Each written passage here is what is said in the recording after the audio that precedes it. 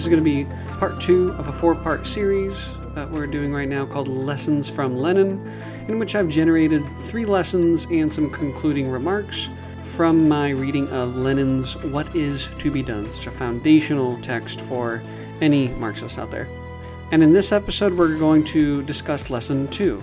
So if you haven't started with Lesson 1, I would recommend starting there, the previous episode, which was on ideological struggle.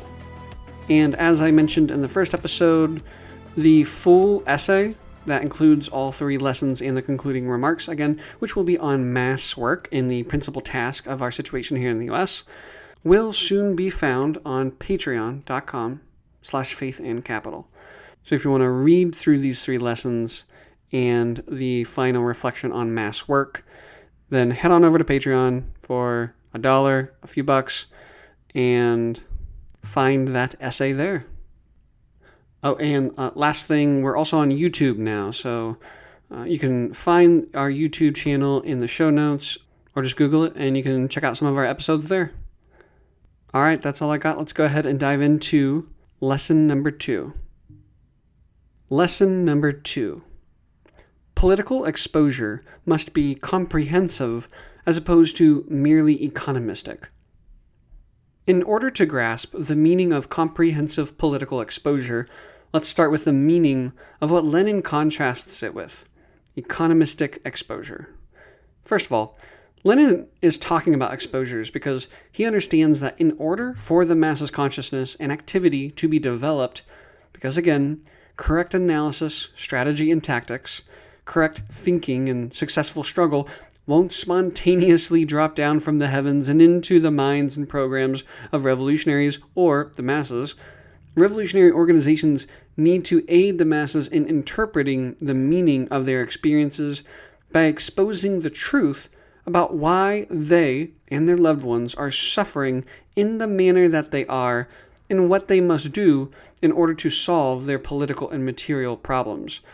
Exposures are also opportunities to arouse the actual energy, discontent, anger, or frustration of the people into mass actions, and eventually participation in the mass democratic organizations in the Democratic Front, or in the People's Army or local militia.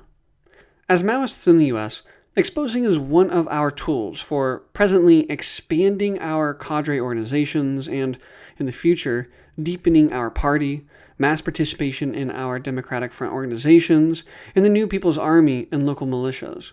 And so, while exposures are a means of revealing the truth and mobilizing the people, the question still remains: what must be revealed and to what ends? As was the case with many self-proclaimed pro-labor theorists and organizations during Lenin's time, it is common among unionists in the US today in particular to reduce their work, or at least give primacy to economistic exposures. Concretely, while we are starting to see this more and more from the CPUSA and DSA, I'm particularly thinking of our unions here as well. The National Education Association and the American Federation of Teachers, representing teachers in all levels of education. The Service Employee International Union, popularly known as SEIU, representing primarily healthcare, public service, and property service workers. The AFSCME, or the American Federation of State, County, and Municipal Employees, representing public employees. You've got the Teamsters, the United Food and Commercial Workers, United Auto Workers, United Steel Workers, International Brotherhood of Electrical Workers, Laborers International Union of North America, Fight for 15, and Unite Here, whom I have had personal experience with salting as a fast food worker. The campaigns and slogans of these organizations reveal that economism ideologically dominates our unions, at least presently. So, what are economistic exposures? Economistic exposures tend to single out workers at their places of work. They're almost solely concerned with workplace issues, trade concerns, labor law, and oftentimes mere material wages as opposed to workplace conditions, management, and the day-to-day workplace experience. At worst, economistic exposing tends to imbue workers with simple individual workplace or trade consciousness. At best, Economistic exposing develops a larger class consciousness that sees the need for economic modification and labor reform through electoral and legislative means. Economistic exposures make no attempt, reveal no desire to develop revolutionary consciousness and an understanding of the need to win political power. And inseparable from this all, economistic exposures fail to point toward any basic understanding of the internal colonization of indigenous people and lands, Africans, Latinos, and Asians, capitalism's structural oppression of women and LGBTQ+ people, our economy's relation to U.S. imperialism abroad, etc. These types of exposures may speak of racism or sexism, but these issues, alongside the concerns of workers, are nothing a strong union and the election of more progressive representatives can't fix. Essentially, these types of actions reveal, on the part of the organizers, a general lack in understanding of the nature of the problem the toiling masses face here, the particular tasks of our given stage of struggle, as well as the only means of ending the people's exploitation and colonization. Comprehensive political exposure, on the other hand, assumes very different theory, strategy, and tactics altogether. Comprehensive political exposure understands that all of our mass work, our arousal, mobilizing, organizing, and education, whether that be with workers and tenants, against their bosses, landlords, and local militarized police forces, Black communities against the direct violence of pigs, fascists, and neighbors swept up into anti-community practices and habits, students against institutionalized oppression, white supremacists and misogynists, prostitutes against cops, pimps, johns, and men in general, religious minorities against Christian supremacists, or generally racist school teachers, students, and school boards, etc.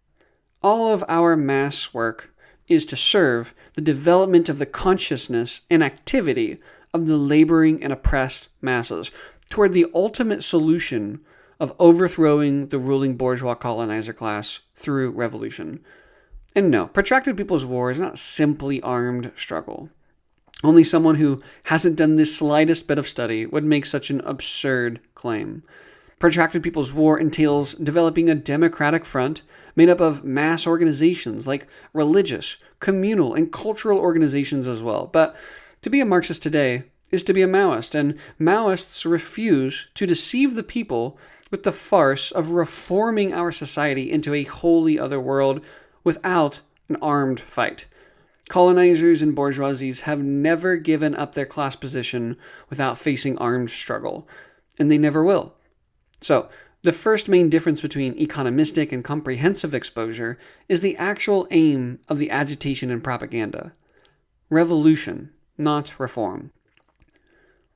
But the second main difference can be seen in the tactics as well. Comprehensive political mass actions assumes that the revolutionary movement is led by an organization who understands that the working class and internally colonized nations don't just work. Their job is not the only place where they are burdened with the weight of their social oppression and class position. Every protest, every discontent, every frustration, every moment of mourning is to be seen as an opportunity to awaken the masses to greater levels of consciousness, action, and struggle. Comprehensive political exposures would reach far beyond simple workplace or trade struggles and would see the Black Lives Matter protest, the meeting of Black and brown mothers upset about white harassment in their children's schools, the complex of tenants who are being ignored by management, tomorrow's eviction of a family, the child who dies by suicide or overdose, the raid, kidnapping, and deportation of a Latino or Asian, the indigenous woman or two-spirited or trans person that goes missing, the next time a coworker is sexually harassed or racially targeted, the sadness expressed about the next war our ruling class drags us into, the frustration expressed to the next reduction of public school funds, the anger towards the construction of a pipeline across indigenous lands, the next tear shed in response to the slow death wrought by gentrification. All of these moments should be seen as opportunities to expose the truth, systematize the ideas of the people, and organize for action. Every one of these issues are inseparable from the fact that nearly 160 million people in the goddamn United States are members of internally colonized nations, brought here to produce super profits for America's dominant class of white capitalists. Every one of these issues are connected to the fact that they are in the working class, perhaps the petty bourgeoisie, but not counted among the ruling bourgeoisie. Comprehensive political exposure means we turn every bad experience, every violation of the body, every affliction felt in the minds and spirits of the people into an opportunity to agitate against our enemies and propagandize for greater degrees of mass action and mass participation. Even if your mass work is in a unionized or non-unionized workplace, do workers need to fight the boss? No duh. But communists do not believe that the working masses are stupid. We should never insult the people with such elementary education. Organized workers in the US should be discussing global politics, feminist theory, and the history of US colonization and imperialism. They should be debating and holding events on local issues the greater community is facing. And they should be organized into secret study groups where they study Marxism, Leninism, Maoism. Comprehensive political mass work should strengthen the minds of the people, not mystify their exploitation. Comprehensive political mass work will teach the people that they are the makers of history, not organizers or friendly politicians. And finally, comprehensive political mass work should awaken the people to their historical task, not turn them away from it. Now, there are numerous reasons as to why a so-called Marxist might opt for economistic as opposed to comprehensive tactics. For one, they may simply have taken up the bourgeois mantle of revising revolutionary science to the point where they believe reform, not revolution, is how exploited classes and social democracies can get free. Or perhaps the economistic agitator is merely dogmatic and one-sided in their thinking, assuming that workplace issues and wages are the only thing the masses are concerned with. Of course, this error is only possible if you reject doing scientific assessment and class analysis and truly immersing yourself within the masses. Yet, just as Lenin had struggled against the failures of economism put into practice, so too we must utilize every opportunity to carry our movement to greater horizons and higher summits. Which means political exposure must be comprehensive as opposed to merely economistic.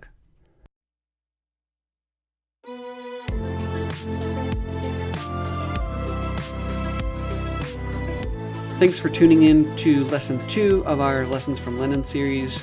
Find the full essay soon on patreon.com/faithandcapital, and I hope you tune into Lesson 3 in just a few days when it's ready for release. Alright, love and solidarity to you all. We'll talk soon.